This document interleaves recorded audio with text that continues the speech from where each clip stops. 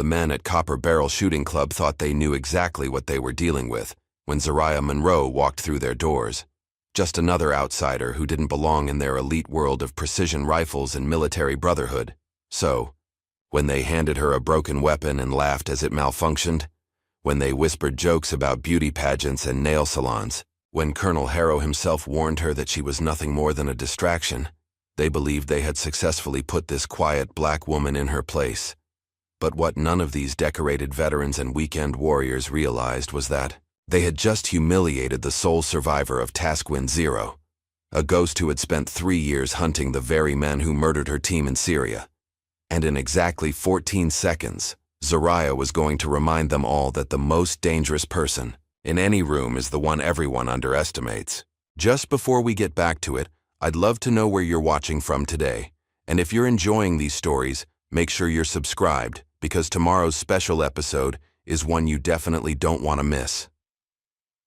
The sun beat down mercilessly on the cracked asphalt as Zariah Monroe's battered Ford pickup rolled into Stratton, Arizona. The truck's paint had faded from navy blue to something closer to gray, and the engine made a sound that suggested it might give up at any moment. Behind her sunglasses, Zariah's dark eyes swept across the dusty main street, taking in the handful of storefronts, the weathered faces of locals who paused their conversations to stare at the newcomer. She pulled into the parking lot of a small diner called the Pit Stop. The sign out front was sun-bleached and crooked, advertising best coffee in 50 miles in faded red letters. Zariah sat in the truck for a moment, her hands still gripping the steering wheel. Through the diner's windows she could see people inside, their heads already turning in her direction. The bell above the door chimed as she entered. Conversations didn't exactly stop, but they certainly quieted. Zariah made her way to the counter where a heavy-set woman with graying hair looked up from wiping down coffee cups. "Help you with something, honey?" the woman asked, her voice carrying the rough kindness of someone who'd spent decades serving coffee to truckers and locals. "Looking for work," Zariah said simply. "Saw the help wanted sign." The woman, whose name tag read Dolores, studied her for a moment. "You got experience?" "Some." "Well, we need someone who can handle the morning rush and won't run off after a week. Pays not much, but tips are decent if you're friendly enough." Dolores paused, glancing at the other customers who were still stealing looks at Zariah. "You sure you want to work in a place like this? Folks around here can be set in their ways." Zariah's expression remained neutral. "I've worked in worse places." That first week passed quietly. Zariah served coffee, took orders, and cleaned tables without much conversation beyond what was necessary. But she listened. She listened to the ranchers complaining about cattle prices, to the truckers griping about new regulations, and especially to the group of men who came in every Tuesday and Thursday morning, dressed in expensive outdoor gear and talking loudly about something called Copper Barrel. "Jake put 3 shots in the center ring from 300 yards yesterday," one of them was saying, his voice carrying across the diner. "Kid's got talent."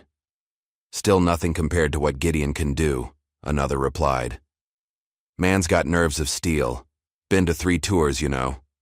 Zariah refilled their coffee cups without comment, but she noticed how they carried themselves. The way they sat, the way they watched people enter and leave. These weren't just weekend warriors playing with guns. These men had training. On her first day off, Zariah drove the 20 minutes out to Copper Barrel Shooting Club. The facility sat on a rise overlooking the desert, a collection of low buildings surrounded by various shooting ranges. The main building was impressive for a rural club, with large windows and what looked like expensive stonework. Several luxury trucks and SUVs filled the parking lot. The interior was even more impressive. Polished wood paneling, mounted animal heads, and glass cases filled with vintage firearms. Everything about the place screamed money and exclusivity. Behind the front desk, a young man with perfectly styled hair looked up as Zariah approached. "Can I help you?" he asked, his tone suggesting he already knew she didn't belong. "I'd like to register for shooting lessons," Zariah said. The young man's eyebrows raised slightly. He glanced toward a group of older men standing near a display case of rifles. One of them, a stocky man with a gray beard and military tattoos covering his forearms, had noticed the exchange. "Hey, Tyler," the bearded man called out, loud enough for half the club to hear. Ain't the beauty pageant down the road? Laughter erupted from the group. Zariah didn't flinch, didn't even turn to look at them. She kept her eyes on Tyler behind the desk. Sorry about that, Tyler said, though his smile suggested he found it amusing. That's Jed Walsh. He's colorful. He reached under the counter and pulled out some paperwork. Here's what you'll need to fill out. Zariah looked down at the forms. The header read, Copper Barrel Janitorial Services, Employment Application. I think there's been a mistake, she said quietly. I'm here for shooting lessons. Tyler glanced at the papers as if seeing them for the first time. Oh, wow, sorry about that. Must have grabbed the wrong stack. More laughter from Jed's group. Tyler's grin widened. Let me get you the right forms. This time he handed her the correct paperwork, but as she began to read through it, he cleared his throat. I should mention, we require all new members to pass a basic qualification shoot before we can assign an instructor. It's just to assess your current skill level. That's fine, Zariah said. Great. We have some club firearms you can use for the test. No need to bring your own equipment.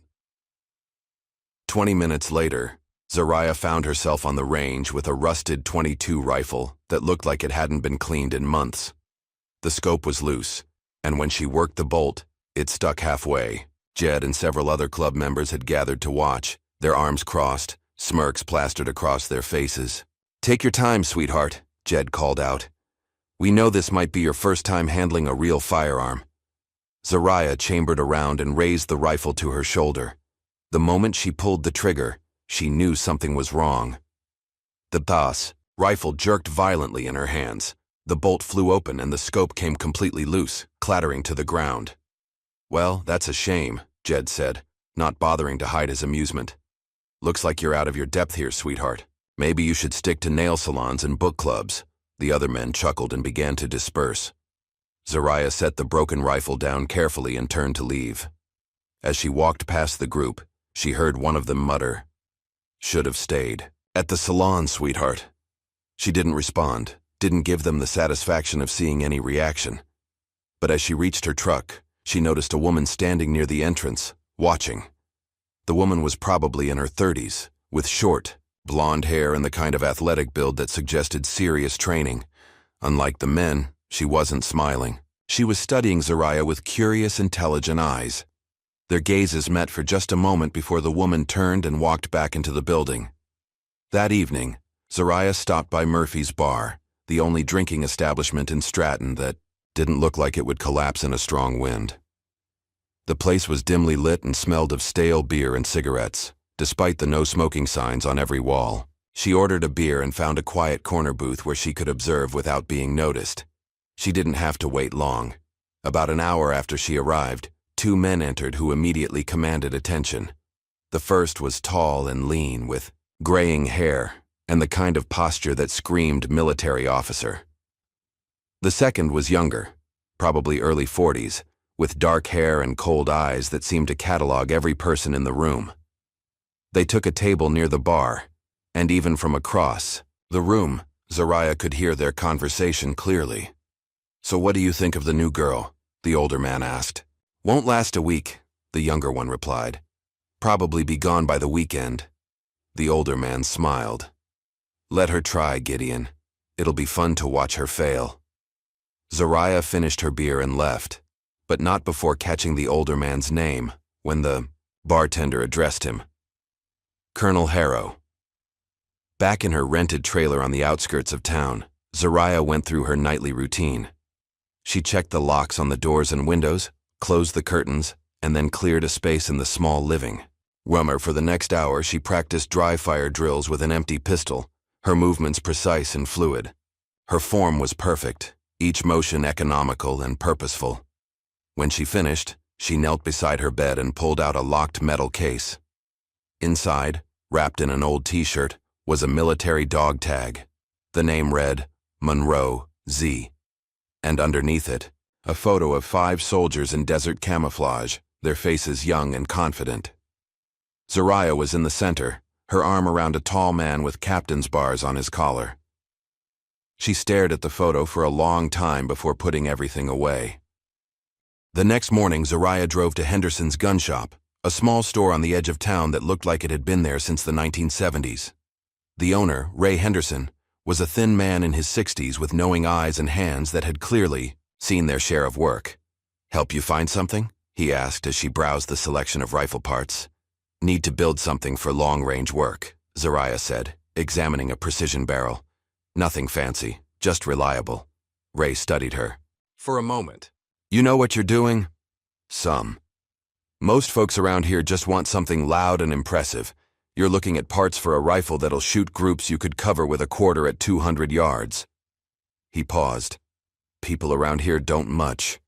Like different, especially skilled and different." Zariah met his gaze. "I'm not trying to impress anyone." Ray nodded slowly. "Fair enough. But you be careful. This town's got some dark corners, and some folks don't like light being shined in them." Over the next few days, Zariah began practicing in the desert outside town. She'd found an old mining road that led to a natural bowl in the landscape, hidden from view. Using discarded beer bottles and cans she'd collected, she set up targets at various distances. She constructed a simple shooting rest from rocks and used a worn rangefinder to measure distances precisely.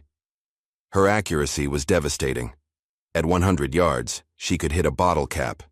At 300 yards, she could group shots inside a 2-inch circle. She timed herself constantly, pushing for speed without sacrificing precision. What she didn't know was that someone was watching. Hidden on a ridge nearly a mile away, a man with military-grade binoculars observed every shot. After an hour, he pulled out a satellite phone and made a call. "She's active," he said quietly. "Looks like the ghost came back." The memory came without warning, triggered by the smell of diesel fuel from a passing truck as Zariah walked to work. Suddenly, she wasn't on the dusty streets of Stratton anymore. She was back in Syria, the acrid taste of smoke and concrete dust filling her mouth. The building was 3 stories tall, and Zariah was positioned on the roof of a structure 2 blocks away. Through her scope, she could see the target building clearly. Her radio crackled to life. "Overwatch, this is ground team. We're in position." "Copy, ground team. I have visual on all entry points. No movement on the 2nd floor. 3rd floor shows 2 heat signatures in the northwest corner. Acknowledged. Moving in now." Zariah watched through her scope as her team approached the building. Captain Bradley was in the lead, followed by Sergeants Collins and Parker, with Specialists Morrison and Hayes bringing up the rear. These were her people. She'd trained with them, eaten with them, trusted them with her life more times than she could count. "Ground floor is clear," Bradley's voice came through the radio. "Moving to 2nd level." "Copy. Still no movement on your floor. 3rd floor signatures remain stationary." That's when everything went wrong.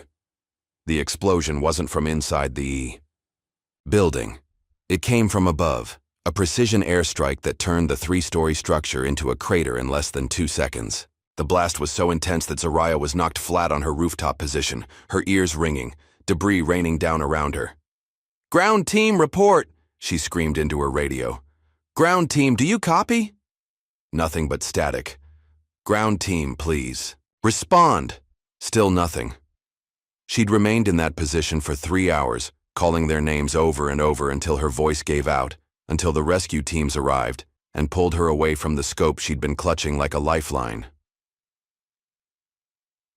Back in her trailer, Zariah shook off the memory and reached for a manila folder she kept hidden under her mattress. Inside was a psychological evaluation stamped with red ink. Dishonorable discharge. Culpable for mission failure. Her photo was paperclipped to the top, along with a note in handwriting she recognized. Operator compromised friendly forces through negligent intelligence gathering. The evaluation detailed her inability to provide accurate Overwatch intelligence and failure to identify imminent threat to ground personnel. It was signed by Colonel Marcus Harrow. Zariah lit a match and held it to the corner of the paper. As the flames consumed the lies, she made a promise to the ashes. Not this time. The next day, Sophie Hale appeared at the pit stop during the lunch rush. She ordered coffee and a sandwich and took a seat at the counter. When Zariah brought her order, Sophie looked up with those same intelligent eyes from the shooting club. "You're the new waitress," Sophie said. It wasn't a question. Guilty as charged. "I'm Sophie. I saw you at Copper Barrel the other day." Zariah continued wiping down the counter, not making eye contact. "Did you enjoy the show?" "Not particularly." Sophie took a sip of her coffee. "Can I ask you something? Why shooting? I mean, why that particular hobby?" Zariah paused in her cleaning. "Better to shoot at targets than punch customers." Sophie laughed, but there was something deeper in her expression. "That's not really an answer. It's the only one I've got." Zariah moved to clean the next section of counter, but Sophie's voice stopped her. "My brother's Gideon Hale. He's one of the instructors at Copper Barrel." Now Zariah did look at her. "That's supposed to mean something to me?" "Maybe. Maybe not. But I know what I saw the other day, and those men underestimated you. That could be dangerous for everyone involved." A week later, Zariah returned to Copper Barrel. This time, she didn't ask to register for lessons.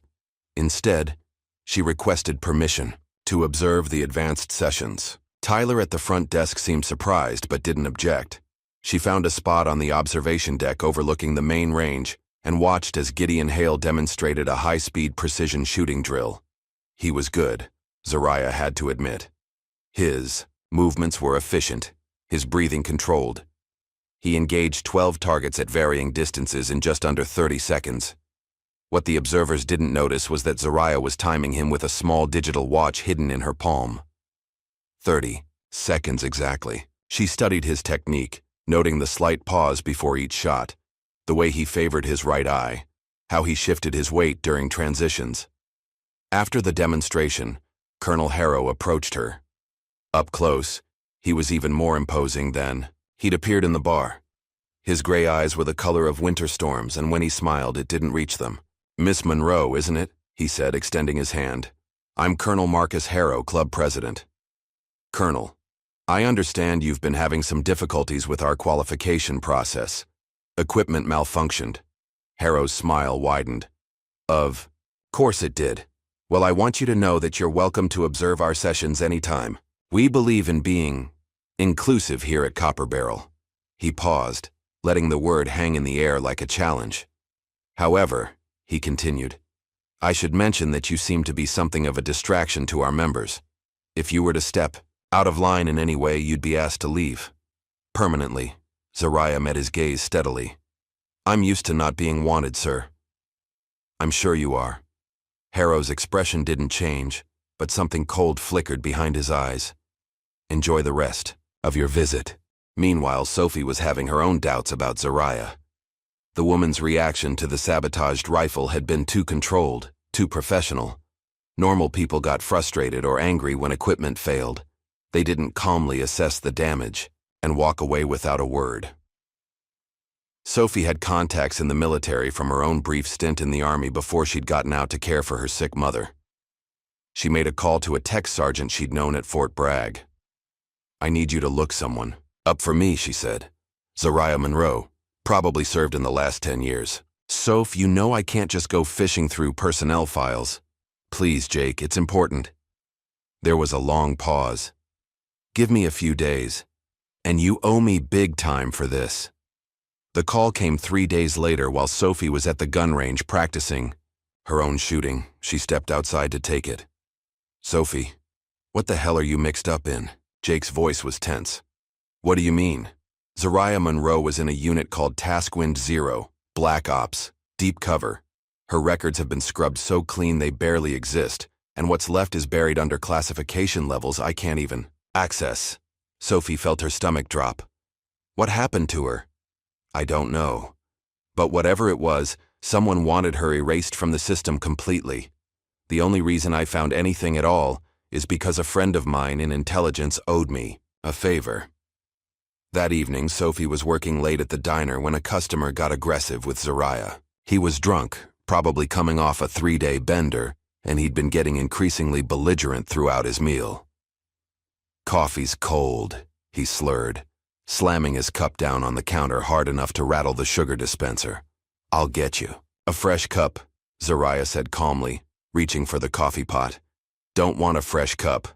Want this one hot. He grabbed Zariah's wrist as she poured. You people don't listen, do you? What happened next took less than 2 seconds. Zariah twisted her wrist in a way that forced the man to release his grip, while simultaneously using her free hand to pin his arm to the counter, in a joint lock that would have made a martial arts instructor proud. The drunk went from aggressive to gasping in pain before he even realized what had happened. The coffee is hot now, Zariah said quietly, releasing him. Enjoy your meal. The man stared at her for a moment, nursing his wrist, then threw a 20 on the counter and stumbled out. Sophie had watched the entire exchange from the kitchen doorway, and what she'd seen confirmed her worst fears. That was not the reaction of a waitress. That was the reaction of someone with serious combat training. By the time Sophie turned around to say something, Zariah had already disappeared through the back exit. The next morning, Sophie confronted her in the parking lot behind the diner. "Burry, need to talk," Sophie said. Zariah stopped walking but didn't turn around. "About what?" "About who you really are." Now Zariah did turn, and Sophie saw something in her eyes that hadn't been there before. Not anger exactly, but a kind of weary resignation. "I served," Zariah said simply. "That's all you need to know." Taskwind 0. Zariah's expression didn't change, but Sophie caught the slight tightening around her eyes. "That name doesn't mean anything to me. Jake says it was Black Ops, says your records were scrubbed. Your friend Jake should be more careful about what he goes looking for." Sophie stepped closer. "Look, I don't know what happened to you or what you're doing here, but I know my brother. I know Colonel Harrow. Whatever you're planning, these men aren't just playing weekend warrior. They're hiding something, and if you're not careful, you're going to get yourself killed." For a long moment, the two women stared at each other. Finally, Zariah spoke. "What makes you think I'm planning anything? Because people don't come to places like this by accident, especially not people with your particular set of skills." Zariah was quiet for so long that Sophie thought she wasn't going to respond. When she finally spoke, her voice was barely above a whisper. "Sometimes the only way to find the truth is to let people think they've won." The next day, Colonel Harrow called Zariah personally to extend an invitation to a special event at Copper Barrel. "It's an exclusive gathering," he explained over the phone. "Only for our most dedicated members and those who show exceptional promise." "What kind of event?" "A competition of sorts. A chance to prove yourself among peers. Think you're up for it?" Zariah stared out the window of her trailer at the desert beyond. Somewhere out there, her team was buried in graves that didn't bear their names. Somewhere out there, the truth was waiting. "I'll be there," she said. The invitation to Colonel Harrow's special event had arrived at the diner 2 days later, delivered by a clean-cut young man who looked like he'd stepped out of a military recruitment poster. Sophie watched from behind the coffee machine as Zariah read the simple white card with its embossed gold lettering. "What's that about?" Sophie asked during a brief lull in the dinner rush. Zariah slipped the card into her apron pocket. "Your brother's boss wants to play games." "The elite trials," Sophie said quietly, glancing around to make sure no other customers were listening. "I've heard Gideon mention them." "What do you know?" Sophie wiped down a coffee cup, buying herself time to think. "They're not just shooting competitions. They're tests for people with certain backgrounds. Military, law enforcement, private security. Some of the challenges are legal, others." She shrugged. "Let's just say they don't always follow conventional rules of engagement." "What kind of challenges?" "Hostage scenarios, urban warfare simulations. Sometimes they bring in actual criminals who've agreed to participate in exchange for reduced sentences." Sophie's voice dropped even lower. "Gideon came home with a lot of money after the last one, more than his instructor's salary should provide." That weekend, Zariah arrived at Copper Barrel to find the facility transformed. The main building was closed to regular members, and temporary structures had been erected throughout the property.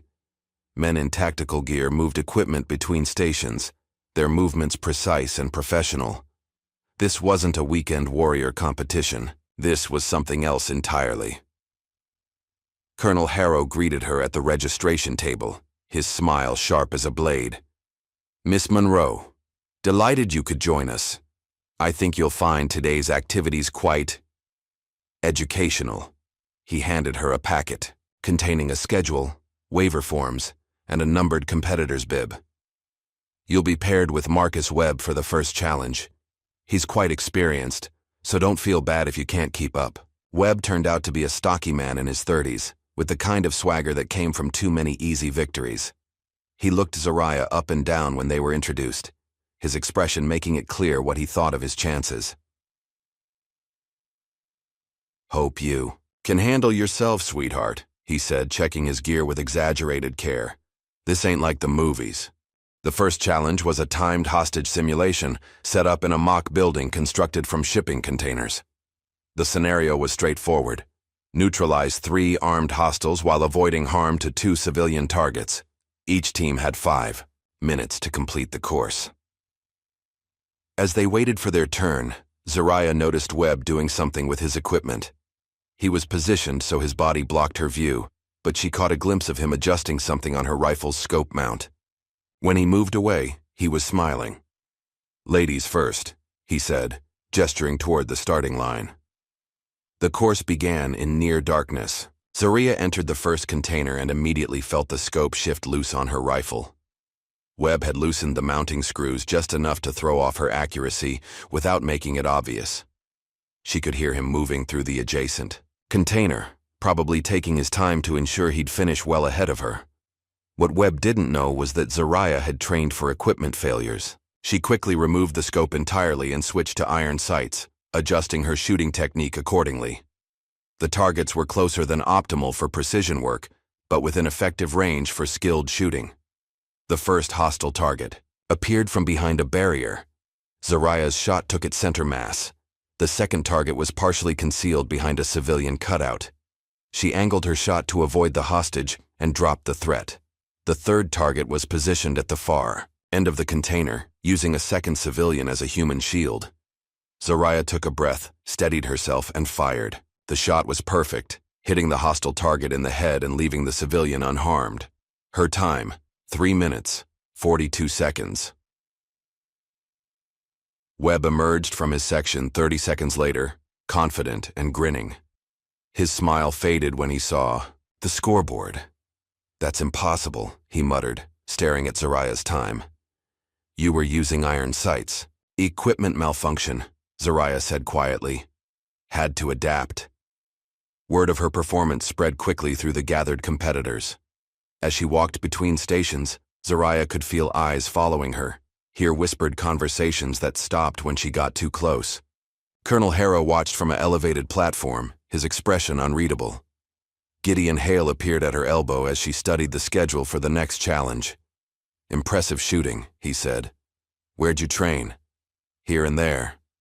"That's not really an answer." Zariah looked at him directly for the first time. Up close, she could see the family resemblance to Sophie, but where Sophie's eyes held intelligence and curiosity, Gideon's were cold and calculating. "It's the only one you're getting." That evening, after the other competitors had left, Zariah remained behind. She'd noticed during the day that certain areas of the facility were off-limits, marked with signs reading, "Authorized personnel only," and guarded by men who weren't wearing competitor numbers. Using skills she'd learned in places that didn't officially exist, Zariah made her way into the main building through a side window. The interior hallways were dimly lit, and she moved silently toward what appeared to be the administrative section. The first office she checked contained standard paperwork, membership files, and financial records, but the second office, marked with Colonel Harrow's nameplate, was more interesting. The desk was locked, but Zariah had tools for that problem. Inside the main drawer, she found contracts with names she didn't recognize and purchase orders for, equipment that seemed excessive for a shooting club. But it was the encrypted thumb drive taped to the underside of the drawer that really caught her attention. She photographed everything she could and pocketed the thumb drive. As she prepared to leave, footsteps in the hallway forced her to hide behind a filing cabinet. 2 men entered, their voices low but audible. "The Monroe woman is becoming a problem," one said. "She's not supposed to be this good," Harrow says, To let her advance, he wants to see how far she'll push. And then? Then we deal with her permanently. After they left, Zariah waited 10 minutes before making her way out of the building. But instead of heading home, she followed the sound of vehicles moving in the darkness beyond the main facility. What she discovered made her blood run cold. Hidden behind a stand of cottonwood trees was a structure that looked like a wine cellar from the outside. But the men carrying wooden crates down into it weren't handling bottles of Merlot. Through a gap in the partially opened doors, Zariah caught sight of military-grade weapons, ammunition, and equipment that definitely wasn't legal for civilian ownership. Custom suppressors, foreign manufacturer stamps, weapons that belonged in war zones, not Arizona shooting clubs. She took photos with a small camera she'd hidden in her jacket, then carefully backed away. Whatever was happening at Copper Barrel went far beyond weekend competitions and good old boy networking. Meanwhile, Sophie was having her own revelation. Her suspicions about the club had been growing for months, especially after some of Gideon's recent behavior. He'd been more secretive, more prone to violent outbursts, and definitely had more money than his instructor salary should provide.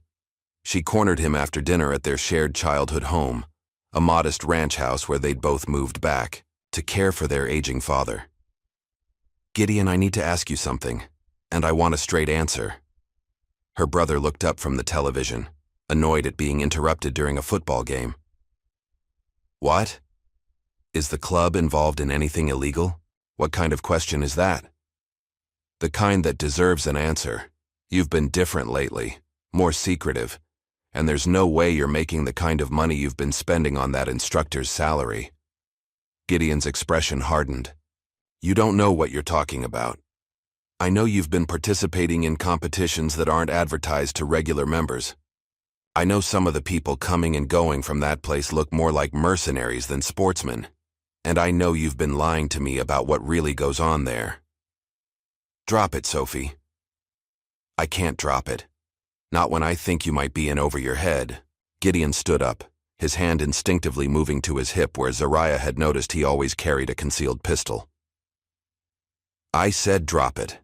Some things are bigger than your need to know every detail of my life."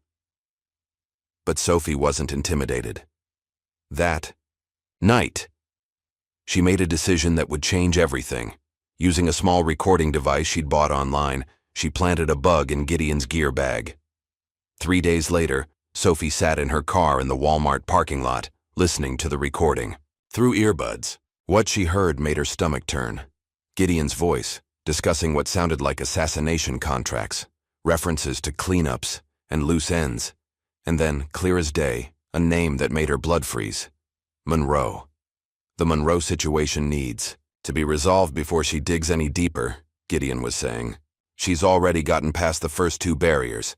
If she makes it to the final challenge, then we eliminate her during the event, another voice responded. It sounded like Colonel Harrow. Make it look like an accident, equipment malfunction. These things happen in high-stress competitions.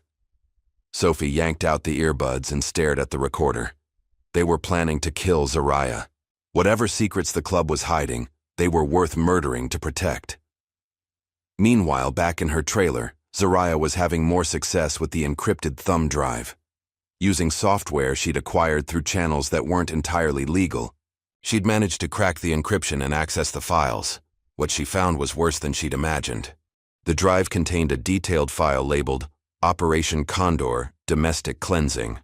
It outlined a network of private military contractors operating within the United States, using shooting clubs and veteran organizations as cover for weapons, trafficking, political assassinations, and what could only be described as domestic terrorism operations.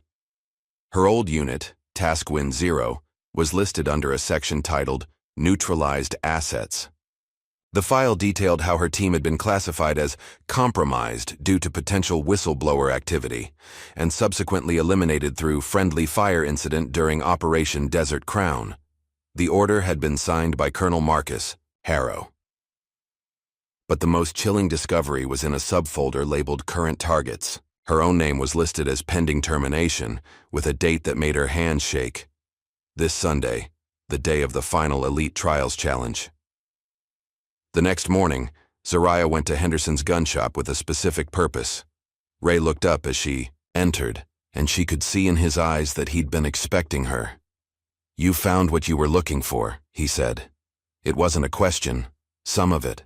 Ray locked the front door and flipped the sign to closed.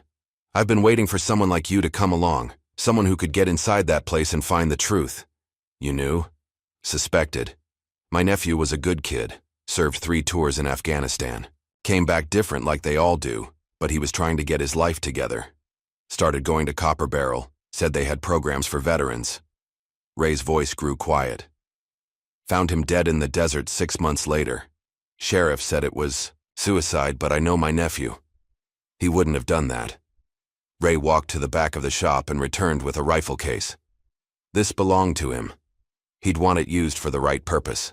Inside the case was a precision rifle that had been modified far beyond civilian specifications. The scope alone was worth more than most people's cars. "They've got you set up to die on Sunday," Ray continued. "But maybe, with the right equipment, you can turn the tables." That afternoon, Zariah discovered just how deep the corruption went. She'd stopped by the sheriff's office to test whether she could trust local law enforcement with what she'd learned. Sheriff Brody, a large man with a permanently skeptical expression, listened to her story with what appeared to be genuine concern. "That's quite an accusation, Miss Monroe," he said when she finished. "These are serious allegations against some prominent citizens. I have evidence. Well then, why don't you come with me and we'll sort this whole thing out?" But instead of leading her to an interrogation room, Sheriff Brody led her to a holding cell. As the door clanged shut behind her, he smiled. "Colonel Harrow sends his regards," he said. "He's looking forward to Sunday's competition. Shame you won't be able to participate." Zariah had been in the cell for 6 hours when Sophie appeared. She was accompanied by a woman Zariah didn't recognize, someone with short gray hair and the kind of bearing that suggested military background. "This is Major Patricia Collins, retired Army intelligence," Sophie said as Collins worked on the cell lock with tools that were definitely not standard issue. "She's been investigating Copper Barrel for the better part of a year." "How did you know I was here?" Zariah asked as the lock clicked open. "Small town. Word travels fast when someone gets arrested for disturbing the peace," Sophie replied. "Plus, I heard the recording of my brother planning your murder." As they left the sheriff's office through a back exit, Collins filled Zariah in on what she'd learned. Operation Condor is bigger than just Copper Barrel. There are facilities like this in 12 states, all run by the same network.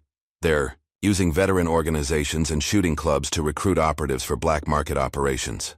And my team? Your team discovered part of the network during your deployment. They were eliminated because they were about to expose the whole operation. Collins looked at her directly. "You were supposed to die with them. The fact that you survived made you a loose end that needed to be tied up." That evening, in Sophie's house, they planned their next move. The final challenge was in 2 days, and Zariah was determined to be there. "It's suicide," Sophie argued. "They're planning to kill you during the competition. Then I'll have to make sure I win fast enough that they don't get the chance." "You're talking about taking on an entire organization. These aren't just weekend shooters. Some of these men are former special forces, intelligence operatives, career military." Zariah was cleaning Ray's rifle, her movements sure and practiced. "I was special forces too, and I have something they don't." "What's that?" "Nothing left to lose." Collins had been quiet during most of the planning, but now she spoke up. "There might be a way to expose them publicly. If we can broadcast the final challenge, show the world what's really happening there." "How?" "Sophie has access to the facility as Gideon's sister. She can plant cameras, set up a live stream to media contacts I have in Washington. If we can get footage of the weapons cache, the assassination attempt, maybe even get Harrow or one of the others to admit their involvement on camera." Sophie nodded slowly. "It could work, but we'd only get one chance." "Then we better make it count." The night before the final challenge, Zariah made a phone call she'd been putting off for 3 years. Her father answered on the second ring. "Zariah? Jesus, girl, where have you been?" "I'm sorry, Dad. I know I should have called. Your mother's been worried sick.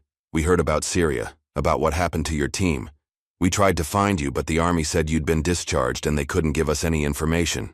Zariah closed her eyes. Her father had been a Marine, served 2 tours in Vietnam. He'd understand better than most what she was about to do.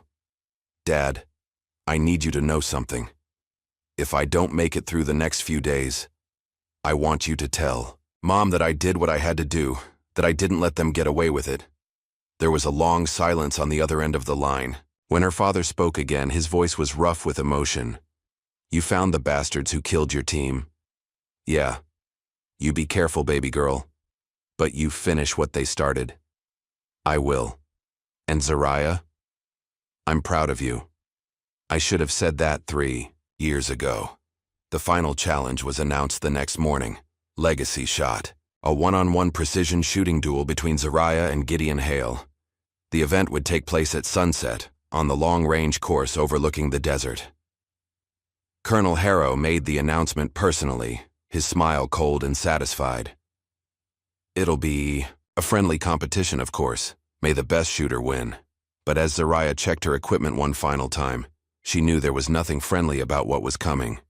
This was war, and only one side was going to walk away alive. Sophie activated the hidden cameras she'd placed throughout the facility.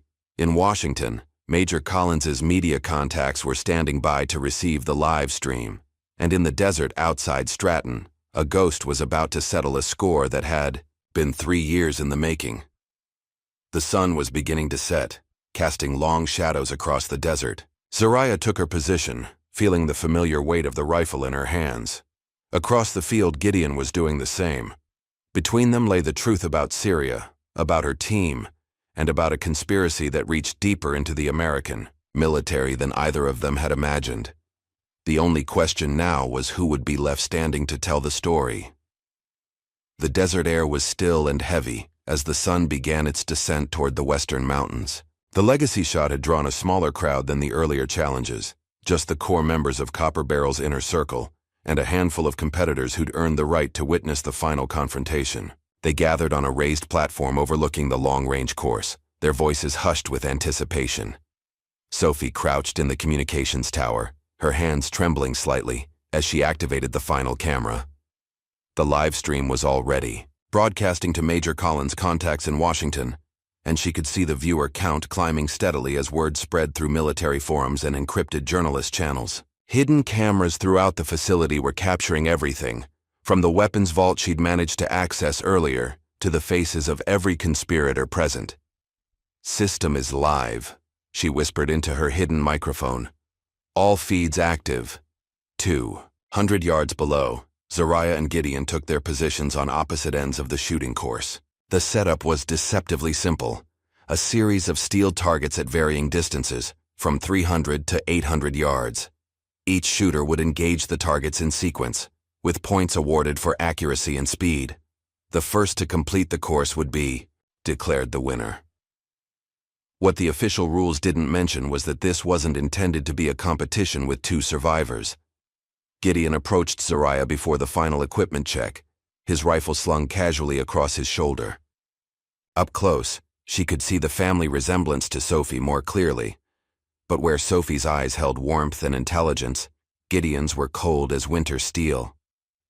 I want you to know something before we start, he said, his voice low enough that the spectators couldn't hear. I was there, Syria. I watched them burn. The words hit Zariah like a physical blow, but she kept her expression neutral. In her mind, she was back in that desert, watching through her scope as the building that held her team erupted in flames. You gave the coordinates, she said. It wasn't a question. I followed orders. Just like I'm following orders now. Gideon's smile was cruel. They told me you were dead. Should have stayed that way. The memory came flooding back with crystal clarity. Captain Bradley's voice over the radio. Ground floor is clear, moving to second level. The heat signatures on the third floor that never moved, because they'd been corpses planted to draw her team into the kill zone. The airstrike that came not from enemy forces, but from their own command. Zariah saw herself again on that rooftop, helpless, screaming into the radio as her family burned below. She saw herself later, in the debriefing room, as Colonel Harrow. explained how her faulty intelligence had led to the tragedy.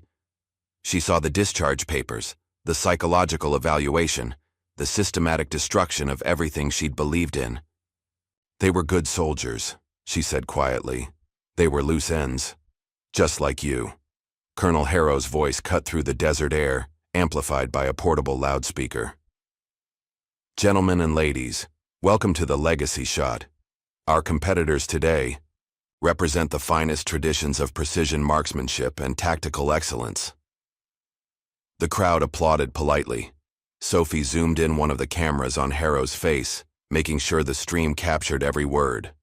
The rules are simple, Harrow continued. First shooter to successfully engage all targets wins. In the event of a tie, sudden death rules apply. He paused, his eyes finding Zariah across the distance. May the best soldier prevail. Zariah moved to her firing position and began her pre-shot routine. She checked the rifle Ray had given her, adjusting the scope and testing the bolt action. Everything felt solid, reliable. As she settled into position, she noticed something that made her blood run cold. The gas system on her rifle had been tampered with. Someone had loosened a critical component, not enough to cause an immediate malfunction, but enough to create a dangerous pressure buildup after several rounds. The rifle would likely explode in her hands by the fourth or fifth shot. Working quickly and as discreetly as possible, she used a paperclip from her pocket and gun oil from her bootlace to make a field repair. It wasn't perfect, but it would hold long enough. First target, 300 yards, the range officer announced. Gideon fired first, his shot ringing out across the desert. The steel target sang as the bullet struck home. A solid hit, but slightly off. Center. Zariah steadied herself, controlled her breathing and squeezed the trigger. Her shot struck dead center, the metallic ping echoing off the canyon walls. The crowd murmured appreciatively. Second target, 450 yards. Again, Gideon fired. First, another hit, this one closer to center mass. He was good, Zariah had to admit. His military training showed in every movement, every breath. When Zariah fired, her bullet struck the exact center of the target. The murmur from the crowd grew louder. Colonel Harrow's jaw visibly tightened. In the communications tower, Sophie was providing running commentary for the stream viewers. Target 2, perfect shot from Monroe. Harrow doesn't look happy about this. Third target, 600 yards. The wind had picked up slightly, and both shooters had to compensate. Gideon took his time, adjusting for the crosswind before firing. A good shot, but the wind had pushed it slightly to the left. Zariah felt the desert, breeze on her face, calculated the wind speed and direction, and made her adjustment. Her shot was perfect, striking the target with a sound like a bell. One spectator began to clap, then caught himself and stopped. The tension in the air was becoming palpable. Fourth target, 700 yards. This was where the real skill separated the good shooters from the great ones. At 700 yards, factors like bullet drop, wind drift, and even the rotation of the earth began to matter. Gideon's shot was respectable, hitting the target but well off center. Zariah's shot was a thing of beauty, striking the precise center of the steel plate with a resonant clang that seemed to hang in the desert air longer than physically possible. Final target, 800 yards. Colonel Harrow had moved closer to the shooting line, his hand resting casually on the pistol at his hip. Sophie caught this on camera, zooming in to show viewers the clear threat. Gideon lined up his final shot, taking longer than he had for any of the previous targets. When he fired, the bullet struck the target, but it was clearly off-center. He'd been rattled by Zariah's perfect performance, and it showed. As Zariah prepared for her final shot, she could hear whispered conversations from the spectators. They'd expected her to be eliminated by now, either through poor performance or equipment failure. The fact that she was not only still shooting but dominating the competition had clearly unsettled them. She settled into position, found her natural point of aim, and began her breathing cycle. In the scope, the target looked impossibly small, a tiny steel rectangle shimmering in the heat waves rising from the desert floor. The shot broke clean and true. Even at 800 yards, The sound of the bullet striking dead center was audible to everyone present. Silence fell over the gathering. Zariah had not only won the competition, she dominated it in a way that left no doubt about her superior skill. Colonel Harrow stepped forward, his face a mask of barely controlled rage. "Congratulations, Miss Monroe, quite an impressive display." "Thank you, sir. However, I believe a sudden death tiebreaker is in order. One final shot, both competitors, to determine the true winner. Sir, the competition rules were clear. First to complete the course wins." Harrow's hand moved closer to his sidearm. "I'm changing the rules. Final shot determines the winner. 900 yards, simultaneous fire." The crowd began to murmur. Even they could see that this was no longer about competition. This was about something else entirely. "If you insist," Zariah said calmly. But as they moved to the new firing positions, she could see Gideon making hand signals to several men in the crowd. The setup was becoming clear. Win or lose, she wasn't supposed to leave this desert alive. The 900-yard target was barely visible even through a high-powered scope. At that distance, a perfect shot required not just skill, but a deep understanding of ballistics, environmental factors, and the particular characteristics of the rifle being used. "On my mark," Harrow announced. "Both shooters will fire simultaneously. Best shot wins." Zariah settled into position, but instead of aiming at the distant target, she made a different calculation. Through her scope, she could see Gideon's position. Clearly, she could also see the armed men who had quietly moved to surround the shooting area. "Ready," Harrow called out. Zariah shifted her aim slightly. "Fire!" 2 shots rang out simultaneously, but while Gideon's bullet sailed harmlessly past the 900-yard target, Zariah had aimed at something else entirely. Her bullet struck Gideon's rifle just forward of the action, shattering the stock and sending the weapon flying from his hands. He rolled away, reaching for his sidearm, but Zariah was already moving. "That's enough!" she shouted, loud enough for Sophie's cameras to pick up clearly. "No more games, no more lies." Colonel Harrow drew his pistol, but Zariah was faster. She put a round into the dirt at his feet, close enough to spray him with sand and stone fragments. "I said enough." She swung her rifle toward the crowd, where several men were reaching for their own weapons. "Everyone stops moving, or the next shot won't be a warning." The desert fell silent except for the wind.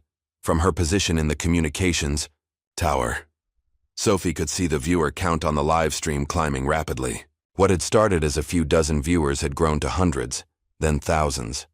Military forums were buzzing with activity, and several major news networks had apparently picked up the feed.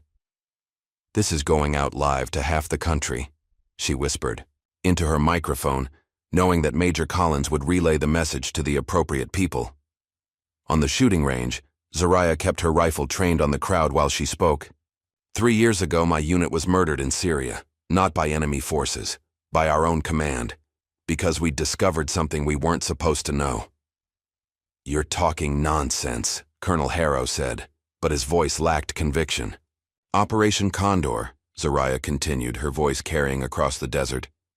"A domestic terrorism network using veteran organizations as cover for weapons trafficking and political assassinations. 12 facilities across the United States. All run by the same people who murdered my team." She could see the shock on some faces in the crowd. Not everyone present was part of the conspiracy. Some were legitimate competitors who'd been unknowingly participating in a cover operation. "The evidence is already in the hands of federal authorities," Zariah said. "Financial records, weapons inventories, communication logs, everything you thought you'd buried." Colonel Harrow's composure finally cracked. "You have no idea what you're interfering with. This operation serves national security interests that go beyond your limited understanding. Murdering American soldiers serves national security? Your unit was compromised. They were going to expose classified operations to enemy forces. My unit discovered that you were selling weapons to the same insurgents we were fighting. They were going to report that American soldiers were dying because of guns you put in terrorist hands." The accusation hung in the desert air, like a physical presence. Several of the legitimate competitors began backing away from the platform, finally understanding that they'd stumbled into something far beyond a shooting competition. But Colonel Harrow wasn't finished.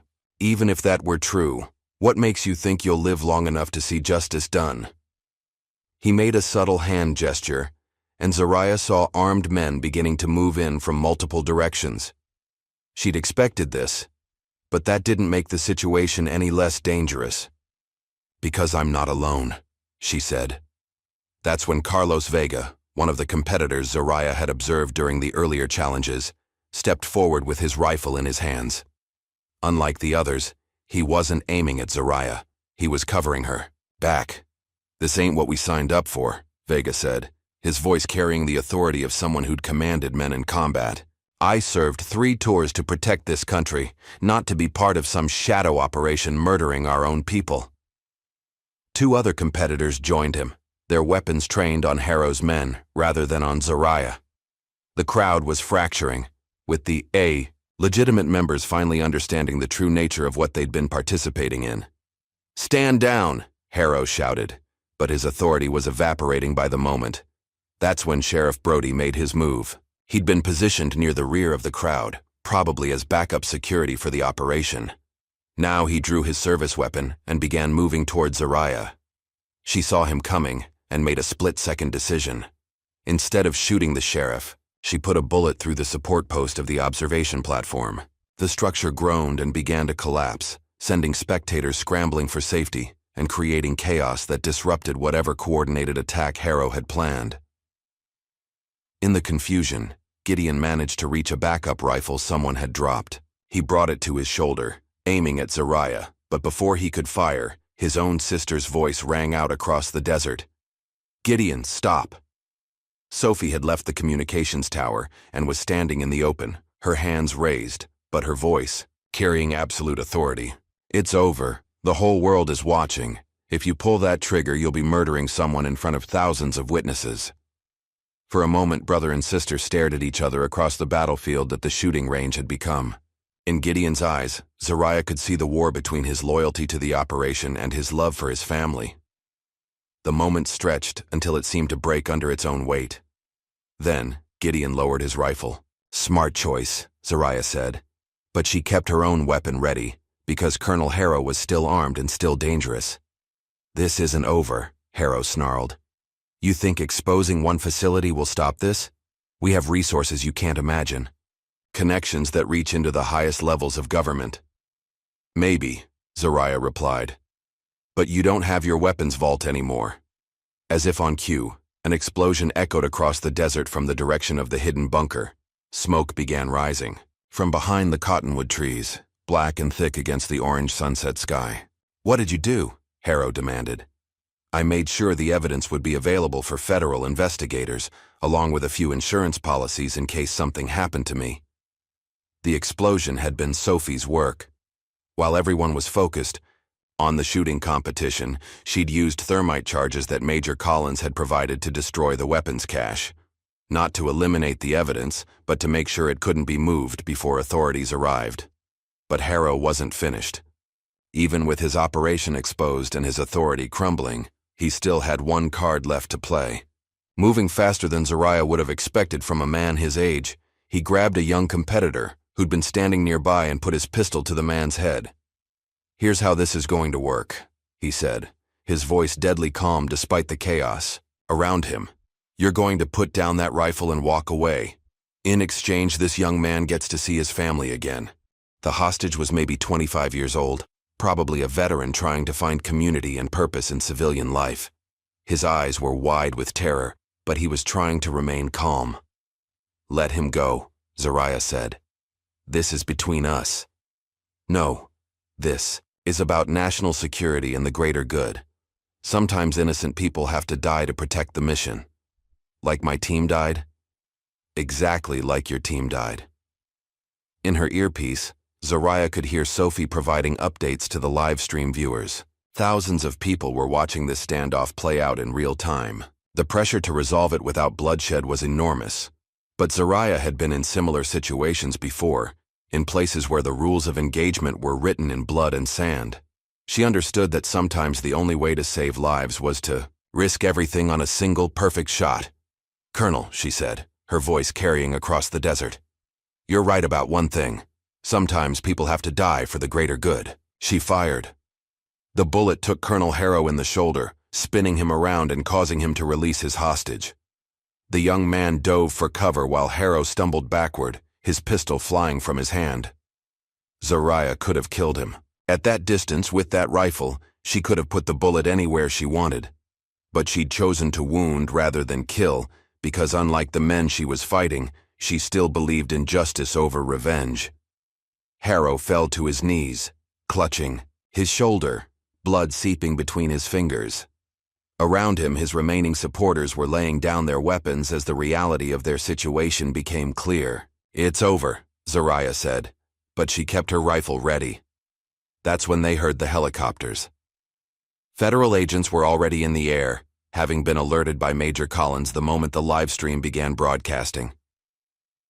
The FBI, DEA, and military investigators had been coordinating their response, waiting for enough evidence to move against the entire network.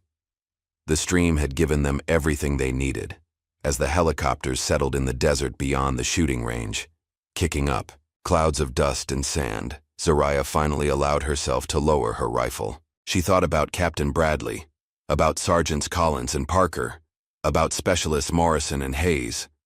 She thought about the promises she'd made to their memory and the justice she'd sworn to find. It wasn't complete. It would never be complete.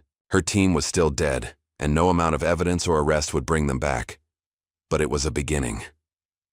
Sheriff Brody tried to make one last move, probably hoping to escape in the confusion of the federal raid. But Carlos Vega and the other legitimate competitors had formed a loose perimeter, making sure none of the conspirators could slip away. As FBI agents swarmed the facility, Zariah walked over to where Gideon knelt beside his wounded commanding officer. "You could have killed him," Gideon said, not looking up. "I'm not like you," Zariah replied. "I don't murder people to cover up my mistakes." For the first time since she'd arrived in Stratton, Gideon met her eyes directly. What she saw there wasn't hatred or defiance. It was something that might have been shame. "They told us you were a traitor," he said quietly. "That your unit was going to sell intelligence to enemy forces. And you believed them?" "I wanted to believe them. It made the killing easier." Sophie appeared at Zariah's side, her camera still recording everything for posterity. "The stream reached over 1 million viewers," she said.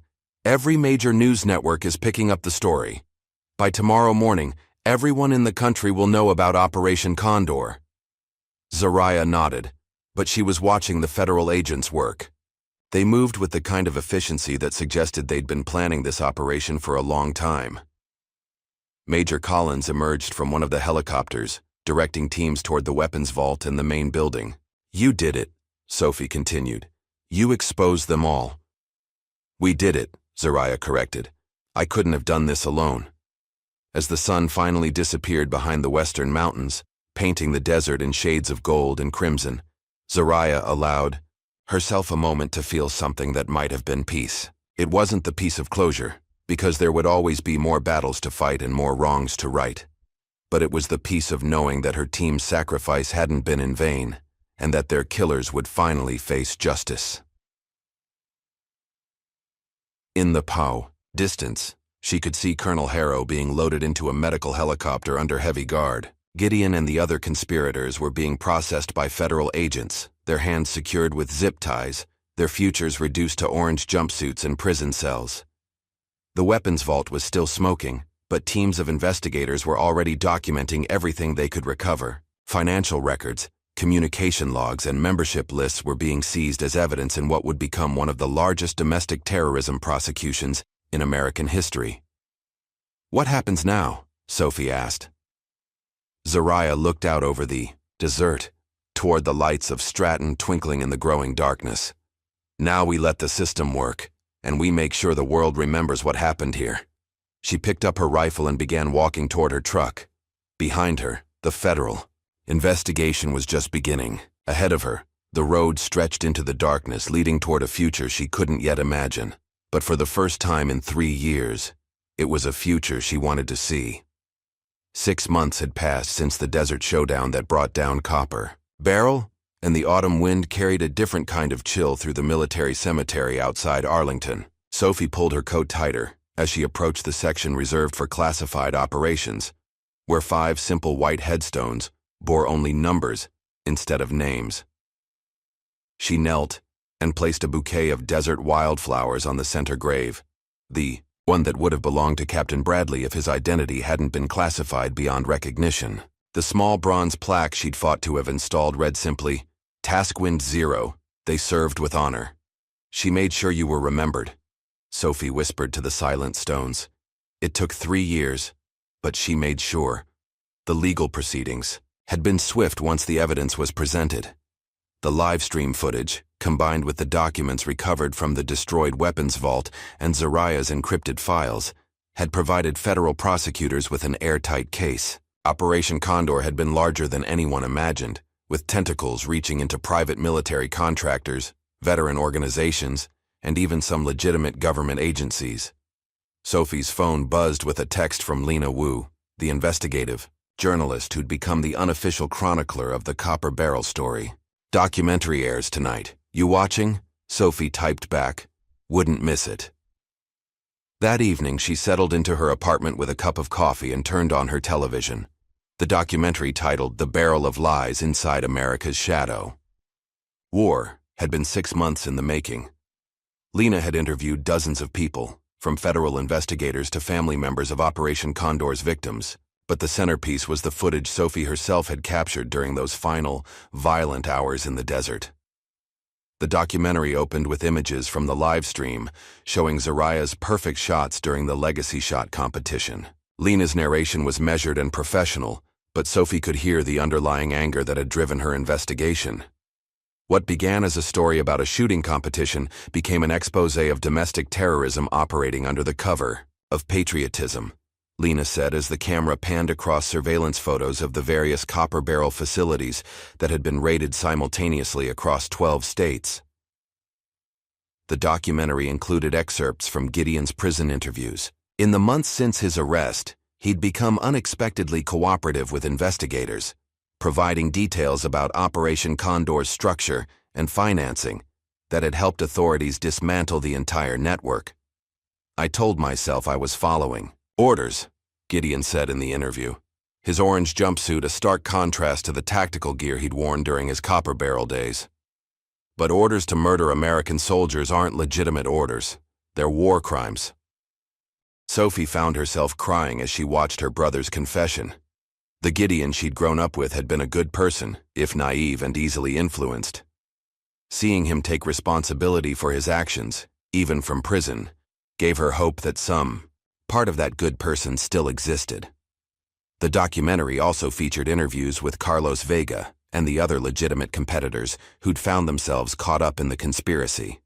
They'd formed an informal support group, helping each other process the trauma of discovering that their veteran community had been infiltrated by the very people they'd trusted to understand their military experience.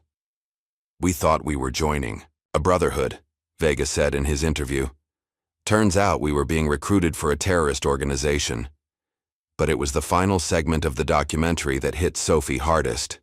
Lena had somehow managed to track down family members of Zariah's fallen teammates, the soldiers who died in Syria believing they were serving their country.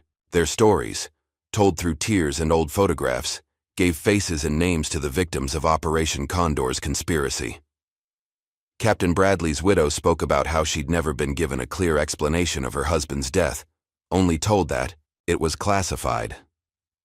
Sergeant Collins' parents described their son's dreams of becoming a teacher after his military service ended. Specialist Morrison's sister talked about how her brother had planned to use his military training to become a police officer in their small hometown. These weren't just casualties of war. They were specific, deliberate murders committed to protect a criminal enterprise that wrapped itself in the flag while betraying everything that flag represented. As the documentary ended with footage of Colonel Harrow being led away in shackles, Sophie felt her phone ring. The number was unlisted, but she answered anyway.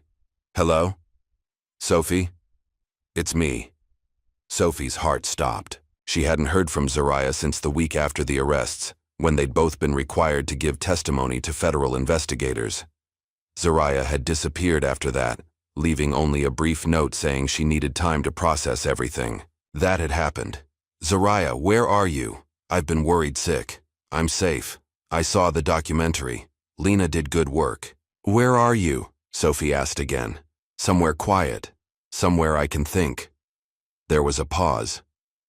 I wanted to thank you for everything. I couldn't have done this without you. You saved my brother's soul, Sophie replied. He's writing a book. In prison, telling the whole truth about what he did. He says he wants to make sure no one else makes his mistakes. Good. That's good. Another pause, longer this time. Sophie, I need you to know that I'm okay. Different, but okay. For the first time in 3 years, I can sleep without dreaming about that building burning in Syria. Will I see you again? Maybe. Someday. When the world needs fewer ghosts and more people willing to stand in the light. The line went quiet, and Sophie realized Zariah had hung up. Meanwhile, across the country, federal prosecutors were preparing for what they'd already dubbed the trial of the century. Colonel Harrow had been indicted on charges ranging from conspiracy to commit murder to weapons trafficking to violations of the Espionage Act. His lawyers were arguing that he'd been operating under legitimate national security authority, but the evidence against him was overwhelming. The prosecution team included some of the Justice Department's most experienced attorneys, along with military prosecutors who understood the specific nature of Harrow's crimes. Major Collins, now retired from active duty, served as a special consultant, helping them understand the complex web of relationships and cover-ups that had protected Operation Condor for so long. The trial was held in federal court in Washington, with unprecedented security measures. The defendant was a former colonel with connections throughout the military-industrial complex, and several of his co-conspirators had already been found dead in their cells under suspicious circumstances. Gideon testified for the prosecution, his detailed knowledge of Operation Condor's day-to-day operations proving invaluable. Under cross-examination, Harrow's defense attorneys tried to portray him as a low-level operative who'd been manipulated by his superiors, but the evidence contradicted their narrative. Did you personally falsify the intelligence reports that led to the airstrike on Task Wind 0? The prosecutor asked. Yes, Gideon replied, his voice steady despite the weight of the admission. And did Colonel Harrow specifically order you to provide false coordinates for that airstrike? Yes. He told me that the unit had been compromised and needed to be eliminated before they could reveal classified information to enemy forces. Did you believe that to be true? Gideon was quiet for a long moment before answering. I wanted to believe it was true. But I knew, in my heart, that we were murdering our own people to protect a criminal enterprise. The trial lasted 3 weeks. When the jury returned their verdict, Colonel Harrow was found guilty on all charges. The judge sentenced him to life in prison without the possibility of parole, noting that his crimes represented a betrayal of the oath every military officer takes to defend the Constitution against all enemies, foreign and domestic. But even with Harrow's conviction, the story wasn't over. The Operation Condor network had been extensive, and rooting out all of its connections was proving to be a years-long process. Sophie found herself testifying before congressional committees, helping lawmakers understand how such a conspiracy could have operated undetected for so long. She also found herself writing. What had started as personal journals processing her experience became something larger, a comprehensive account of how Operation Condor had recruited and radicalized veterans, and how it had been ultimately exposed. Blood in the Brass. The Zariah Monroe Files became a bestseller within weeks of its publication. Sophie donated half the proceeds to organizations supporting veteran mental health, and the other half to a scholarship fund for the children of Task Wind 0's fallen members. The dedication page read simply, "For those who were erased, and for the ghost who brought them back to light." On the first anniversary of the Copper Barrel raid, the town of Stratton held a memorial service. The ceremony was small and private, attended mostly by locals who'd known nothing about the conspiracy until it was exposed. The site of the former shooting club had been turned into a desert wildlife preserve, with a simple granite marker commemorating the federal agents and local heroes who'd brought the truth to light. Sophie attended the service, along with Carlos, Vega, and several other former competitors who'd been unwitting participants in Operation Condor's cover story. As the sun set over the desert where so much violence had taken place, they shared stories and tried to make sense of how their lives had been forever changed by those explosive few hours. "You think she'll ever come back?" Vega asked as they prepared to leave. Sophie looked out over the desert, where a lone figure stood silhouetted against the darkening sky, too far away to identify but somehow familiar in posture and bearing. "She never really left," Sophie said, quietly. The courtroom in Tunisia was small and oppressively hot, with ancient ceiling fans that did little more than move the stale air around. Colonel Marcus Harrow sat in chains at the defendant's table, his once imposing presence diminished by months of imprisonment and the orange jumpsuit that marked him as an international fugitive. The charges against him in the international court were different from those he'd faced in the United States.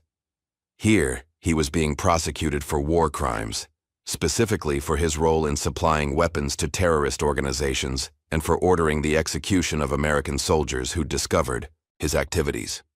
Zariah sat in the gallery, wearing sunglasses and a simple dress that made her blend in with the other observers. She'd been following Harrow's extradition and trial from a distance, never testifying, but always watching as justice slowly, methodically caught up with the man who destroyed her life. The proceedings were conducted in Arabic, French, and English, with translators providing real-time interpretation. Zariah understood enough Arabic to follow most of the testimony without translation, a skill she'd acquired during her deployment years ago. When a journalist approached her during a recess, asking if she was the famous Zariah Monroe, she simply smiled and said, "I think you have me confused with someone else." But that evening, alone in her modest hotel room, she allowed herself to watch the news coverage of the trial. The reporter was discussing how Harrow's conviction in the United States had led to international investigations, revealing that Operations Condor had been part of a larger network of illegal arms dealers and mercenary organizations. The woman known as Zariah Monroe, whose investigation led to the exposure of the conspiracy, has not been seen publicly since the trials ended, the reporter said. Some speculate that she's entered witness protection, while others believe she's simply chosen to disappear. Zariah turned off the television and walked to the window overlooking the Mediterranean. In the distance, she could see fishing boats returning to harbor, their lights twinkling like stars on the dark water. She thought about the path that had brought her here, from that terrible day in Syria, through the violence in the Arizona desert, to this quiet moment of watching justice finally being served. Her phone rang. The caller ID showed a number she recognized but hadn't spoken to in over a year. "Hello, Dad." "Zariah." Her father's voice was weaker than she remembered, aged by illness and worry. "I've been watching the news about the trial. Yeah, I'm proud of you, kid. Your mother would have been proud too." Zariah closed her eyes. Her mother had died 6 months ago, during the height of the federal investigations. Zariah had wanted to attend the funeral, but the ongoing legal proceedings and security concerns had made it impossible. It was one of many sacrifices she'd made in pursuit of justice. "I should have been there," she said. "You were exactly where you needed to be, fighting for people who couldn't fight for themselves." Her father coughed, a harsh sound that spoke of serious illness. "I need to tell you something. The doctors say I don't have much time left." "Dad, let me finish. I'm not telling you this to make you feel guilty or to rush home. I'm telling you because I want you to know that whatever you choose to do with the rest of your life, you've already made me prouder than any father has a right to be." They talked for another hour, about memories and regrets, about the future and the past. When Zariah finally hung up, she knew it would be the last time she heard her father's voice. 2 weeks later, she stood in a cemetery in Ohio, watching from a distance as her father was laid to rest with full military honors. She couldn't attend the service directly. Too many people knew her face now, and her presence would have created a media circus that would have dishonored her father's memory. But she was there, hidden among the trees at the edge of the cemetery, as the honor guard fired their rifles into the gray autumn sky. She was there when they folded the flag and presented it to her aunt, who'd served as the official next of kin. And she was there when the bugler played taps, the mournful notes echoing across the rows of white headstones. After the mourners left, She approached the grave alone. The headstone was simple. Master Sergeant James Monroe, United States Marine. Corpse, beloved father and patriot. I finished it, Dad, she said quietly. Just like you told me to. The wind rustled through the oak trees overhead, and for a moment, she could almost imagine it was her father's voice telling her that her work was done, that it was time to find peace. 6 months later, Zariah was living under a new name in a small town in Montana, working as a volunteer instructor at a youth outdoor program. The kids she taught were mostly from troubled backgrounds, young people who'd found themselves on the wrong side of the law and were looking for a second chance. One of her students was a 16-year-old girl named Maria, whose father had been killed in Afghanistan and whose mother was struggling with addiction.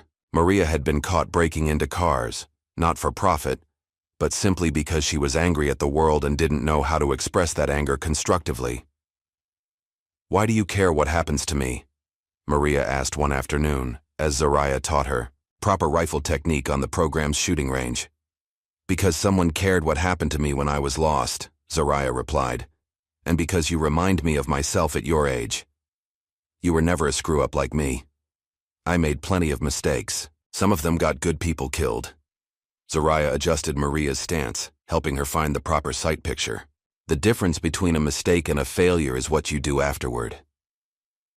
What did you do afterward? I spent 3 years learning how to make things right. Maria's shot hit the target dead center, and her face lit up with an expression of pure accomplishment. In that moment, Zariah saw something she'd almost forgotten existed: hope for the future. That evening, she received an encrypted message on a secure communication app she'd thought was dormant. The message was from Sophie. "New development.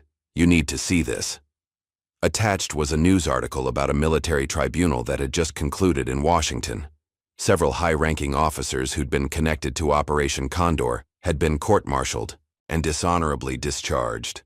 More importantly, the tribunal had officially exonerated Task Wind 0, acknowledging that the unit had been murdered to prevent them from exposing criminal activity.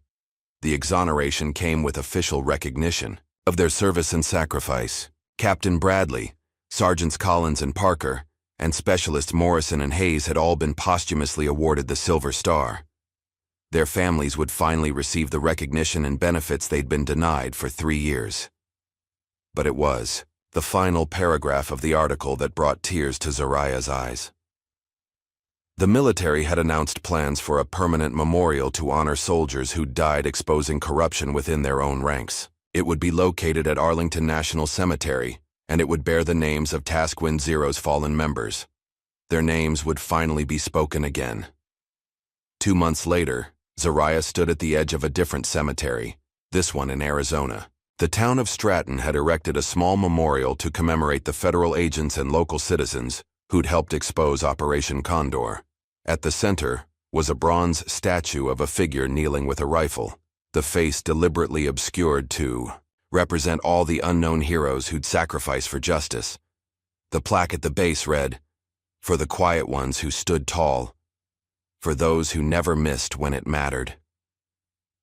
Sophie was there for the dedication ceremony, along with Carlos Vega and several other veterans who'd been unwittingly caught up in the conspiracy. Major Collins, now fully retired and working as a consultant for veteran advocacy organizations, delivered a speech about the importance of vigilance against those who would exploit the warrior ethos for criminal purposes. "The greatest threat to our military isn't foreign enemies," Collins said. "It's the corruption that can take root when good people choose to look the other way." After the ceremony, Sophie approached the bronze statue, where a woman in jeans and a baseball cap was standing with her back to the crowd. "You came," Sophie said. Zariah turned, and Sophie was struck by how different she looked. The haunted expression that had defined her features during their time in Stratton was gone, replaced by something that might have been peace. "I had to see it finished," Zariah said. "It is finished. Harrow got life without parole. The network's been dismantled. Your team's been honored. Their families taken care of. The military's paying full benefits, plus compensation for the years they were denied. Bradley's kids will have their college paid for." They stood in comfortable silence for a few minutes, watching as visitors approached the memorial to read the plaque and pay their respects. "What happens now?" Sophie asked. "Now I go back to my life. My real life." "Which is what exactly?" Zariah smiled, and for the first time since Sophie had known her, it reached her eyes. "Teaching kids that there's always another way, that violence should be the last resort, not the first. And if something like this happens again? If someone else needs a ghost to fight their battles?" Zariah looked out over the desert, where the setting sun was painting the sky in shades of gold and crimson. "Then someone else will have to step up. The world doesn't need Zariah Monroe anymore. It needs people willing to stand up for what's right even when it's dangerous." She handed Sophie a small envelope. "Give this to your brother when you visit him next." "What is it?" "Forgiveness. He's going to need it if he wants to build a new life when he gets out." Sophie watched as Zariah walked away, disappearing into the crowd of memorial visitors. When she opened the envelope, she found a single sheet of paper with a handwritten note. "The past doesn't have to define the future. Use your second chance wisely. Z." 6 months later, a story appeared in international news about a mysterious woman who'd won a precision shooting competition in Finland. The winner had competed under the name Samira Voss and had demonstrated skill levels that reminded some observers of the legendary Zariah Monroe. But when reporters tried to investigate further, they found no trace of anyone by that name. The competition organizers claimed their records had been corrupted, and security footage from the event had mysteriously disappeared. Some said it was just a coincidence. Others whispered that certain ghosts never really disappeared. They just found new ways to serve. In her final entry in the journal she'd kept throughout the investigation and trials, Sophie wrote, "Justice isn't always loud. Sometimes it's a single breath before the trigger breaks. Sometimes it's the quiet decision to walk away from revenge and choose a different path. And sometimes it's the knowledge that somewhere in the world, someone is watching, ready to step out of the shadows when the innocent need protection." She closed the journal and put it in a safe deposit box, along with the original footage from the Copper Barrel raid and copies of all the evidence that had brought down Operation Condor. Someday, historians would want to study how a criminal conspiracy had nearly succeeded in corrupting American military institutions, and how it had been stopped by a woman who refused to let her fallen comrades be forgotten. But for now, the story was over. The ghost had found her peace. And somewhere in the mountains of Montana, a young woman named Maria was learning that the best way to honor the dead was to help the living find their way to a better future. The final text appeared on screens across the country as the documentary's end credits rolled. Sometimes justice isn't loud. Sometimes it's a single breath before the trigger breaks. Below that, scrolling slowly, were the names of real female veterans and whistleblowers whose service files had been redacted or classified, their sacrifices hidden from public view. The final frame faded to black with simple white text. "For those who served in silence. For those whose names we cannot speak. For those who stood guard in the darkness so others could live in the light." The end credits rolled to the sound of a single rifle shot echoing across an empty desert, where justice had finally found its mark. What would you do if you discovered that the very people you trusted to protect you were the ones who betrayed everything you believed in? And would you have the courage to stand alone against an entire system built on lies? Like and subscribe for more stories of ordinary people who refused to stay silent when it mattered most.